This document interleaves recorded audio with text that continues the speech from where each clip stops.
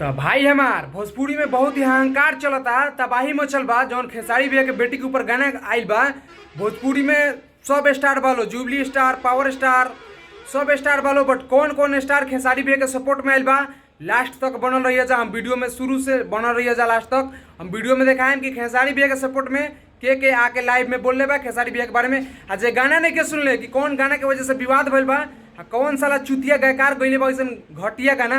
एक बार गाना सुना जा, फिर हम बताओ तनी आगे चल के कौन कौन लास्ट में कि कौन कौन भोजपुरी के सुपरस्टार खेसारी भैया के सपोर्ट में आए बड़े। ये बात लास्ट में बताएं, शुरू से अंत तक बनल रहियो जा।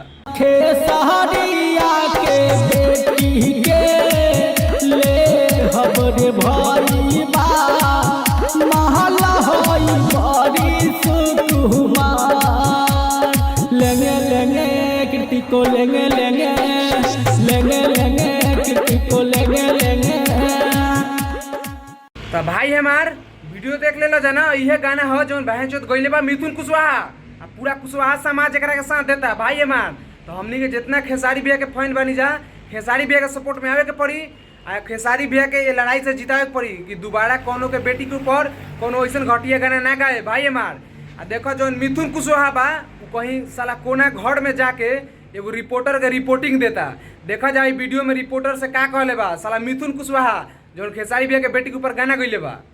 देखिए, हम तो पहले गाना गाने से पहले, ठीक है, और गाना गा के बाद भी, है ना, गाना गाने के बाद भी, ठीक है, हम जिनको भी इंटरव्यू दिए हम सीधे बोले हम चैलेंज करते हैं, ठीक है।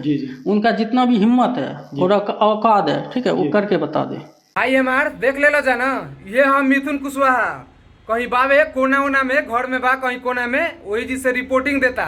सामने आवे के दम नहीं क्या खेसारी भैया क्या कर लेंगे, तुम्हारा जो नहीं करने का सो कर लेंगे खेसारी भैया, समझे ना।